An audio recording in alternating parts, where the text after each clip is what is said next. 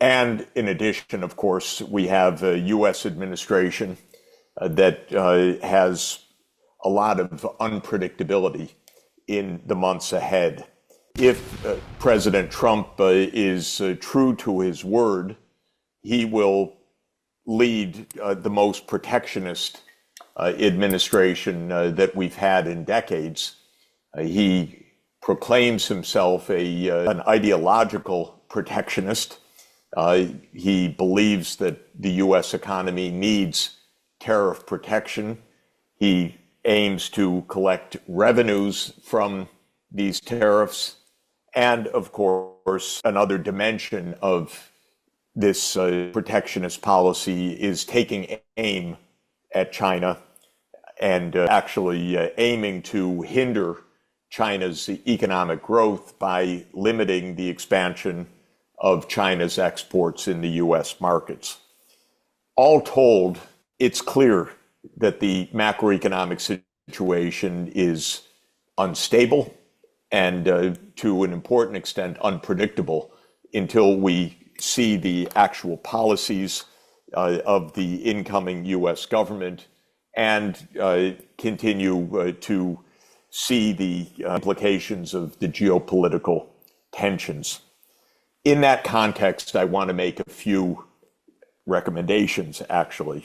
I think it is fair to say, and even with all the high unpredictability, right to forecast that China's access to the U.S. market and almost surely to the European markets as well will continue to be hindered and I think even reduced in the coming years.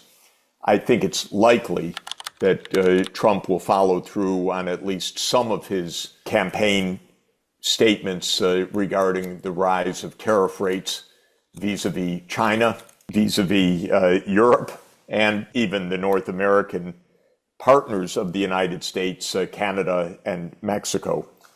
Some tariff increases are likely. It's already the case that China's exports to the U.S. market have stopped growing many years ago and indeed significantly declined from their peaks. So there is no realistic prospect, in my view, even with negotiations ahead, of China enjoying any significant growth of exports to the U.S. market and probably more generally to the U.S. and the EU combined. And we already see the implications of this clearly as one of the major factors, and I would argue the major factor in the current relative weakness of the Chinese macroeconomy. Of course, the Chinese macroeconomy is not weak by any means. It's growing at nearly 5%. Nonetheless, the growth has come down, and there is a real puzzle as to where the growth is going to come in the future. It is important to the nature of the U.S. policy vis-a-vis China. I believe it to be the case that this is a policy aiming not only at protecting U.S. companies, but also at deliberately trying to stall China's growth. And for me, it has a lot of similarity to the policies that the United States followed vis-a-vis Japan towards the end of the 1980s. In that period, even though Japan was a security ally of the United States, Japan was viewed as a threat to the U.S. economy because of its great success in manufacturing growth and in the growth of Japan's exports to the United States. And starting in the mid-1980s, the U.S. took actions to stop the growth of Japan's exports. These came in a currency arrangement, the Plaza Accord, which dramatically overvalued the yen. And then it came in a series of so-called voluntary export restraints, which Japan adopted, which were anything but voluntary. They were designed to commit Japan to stop the growth of exports of electronics goods, semiconductors, memory chips, and automobiles to the US market. At the end of the 1980s, Japan's growth started to stall significantly, and as Japan's growth was downrated, the asset prices in Japan plummeted. So Japan had a financial shock that was secondary to the trade restrictions. And in 1990-91, the stock market and land prices fell sharply in Japan. The bubble was burst, as it was described. And starting in 1992, Japanese growth slowed considerably over the next 20 plus years. This, in my opinion, was intentional US policy. Maybe not to hurt Japan overall, but to stop Japan's competition with the United States. And Japan's response was to keep the yen strong, and rather than trying to find other export markets, it was to increase the budget deficit and use fiscal stimulus to offset the loss of export growth. Japan ran consistently enormous budget deficits for the next 2 decades and drove up the public debt to more than 200% of GDP and the net public debt to around 150% of GDP.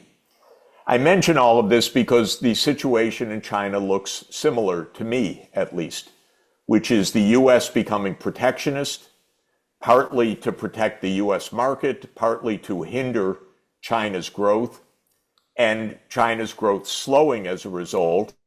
And now the public policy debate in China, what to do, with the American advice to follow the Japanese approach. Keep the renminbi strong, don't let it depreciate. Even Donald Trump is making threats that if China allows the currency to depreciate, he will retaliate, because in Trump's mind, that would be currency manipulation, and to run larger budget deficits. So the US advice is to follow Japan. Of course, I don't credit the US advice as being in China's interest. I think it is convenient advice that is not in China's own interest. So what is my own advice? My own advice is, first of all, that unlike Japan, I don't think China should accept a sharp slowdown of its growth, albeit it should acknowledge that that export growth will not take place in the US market. So China should be very aggressively searching for exports in other markets. Hopefully, Europe will not turn as protectionist as the United States. That's one very important area for China's economic diplomacy. But I think China has tremendous export potential in the entire developing economy, which is now a substantial part of the world economy, of course. China is the low-cost competitive supplier of the infrastructure that the developing world needs. China is the low-cost provider of 5G, the low-cost provider of fast rail, the low-cost provider of fourth-generation nuclear, the low-cost provider of renewable energy, the low-cost provider of long-distance power transmission, the low-cost provider of batteries at all scales, and many, many other advanced manufactured goods. The US says China has overcapacity. In my own view, this is, of course, wrong. China has enormous capacity that it should be exporting to the non-US EU world economy. There is a major issue, however, which is that unlike the US and Europe, a lot of the exports to the developing world would have to be on credit, basically. And here is a second recommendation. I would recommend expanding the Belt and Road Initiative.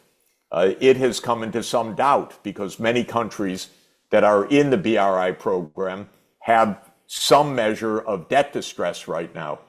But my view is that what China should be doing is lending more to these countries, but at longer term.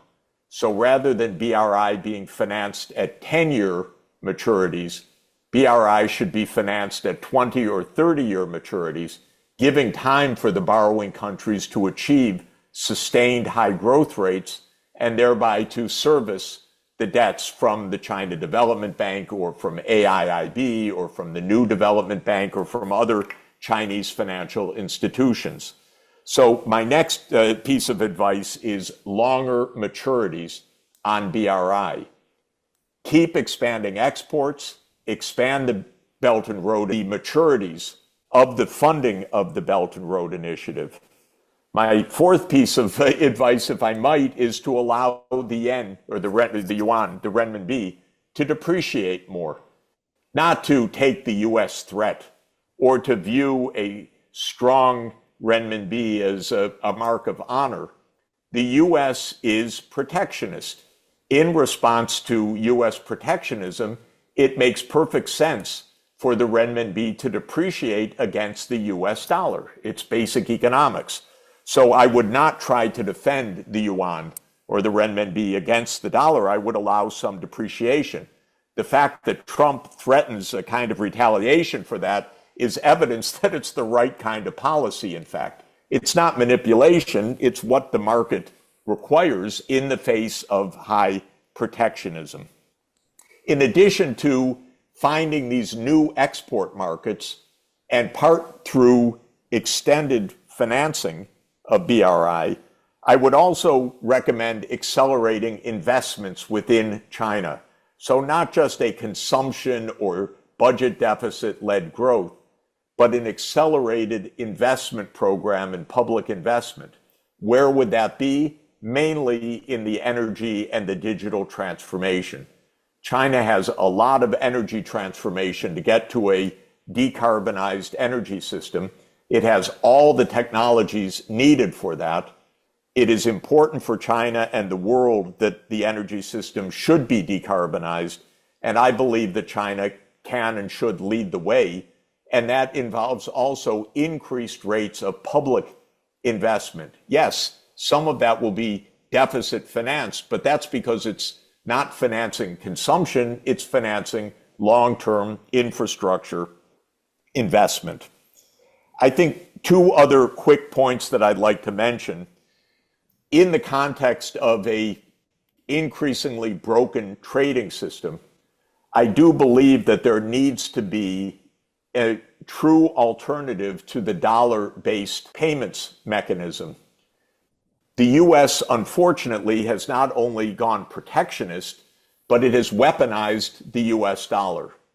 It's done that especially, of course, vis-a-vis Russia, Venezuela, Iran, North Korea, and other countries that are deemed to be geopolitical adversaries of the United States. It's frozen their reserves. It's confiscated foreign exchange. It has blocked payments. It has thrown Russia out of the SWIFT banking system and so forth.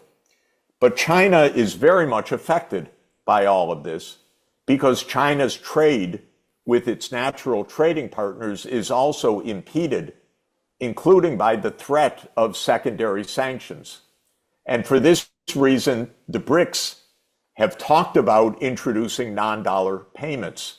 I believe that this is absolutely the right thing to do if the United States weaponizes the dollar, which unfortunately it has.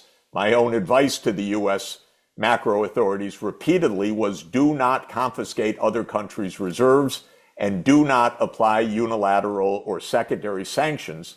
But the US wants to weaponize the currency, and then the BRICS have to respond. Of course, the renminbi will be central in that response. It's unavoidable, in truth. And I believe that a digital central bank, digital currency, as already the People's Bank of China has been experimenting, can go international and can be the basis of international non-dollar payments. So I would recommend accelerating the digital central bank currency arrangements, especially among the BRICS, as a basic precaution also for China if things get really heated with the United States, which, sad to say, is not impossible. My final point is that all of these shocks hitting China, especially the geopolitical shocks and the protectionism, require a very clear macroeconomic modeling analysis. In other words, to explore the real alternative options that China faces. If China simply accepts that a slowdown means larger budget deficits to finance consumption, I think it will not be making the correct assessment of the situation. I personally would recommend continued high investment rates and continued export growth rates, but using finance as the instrument for achieving both of those goals. China is the world's high-saving economy. China's interest rates, because of that, remain very low. The prospects, therefore, to finance export growth and to finance domestic investment are strong. And that is the macro approach I would recommend, because I believe that China's continued rapid economic development is in China's interest and in the world's interest. So thank you very much for letting me share these thoughts with you today. I hope that was helpful enough, and I look forward to the chance to be together with you in person to continue this discussion at this very important time. Thank you. What do you guys think? Is he right about de-dollarization if the US uses tariffs on the world? Please leave your comment below. We would love to hear from you. Thank you for making it this far. If you like this video, you might want to share it with a like-minded friend. Thank you, and as always, stay blessed.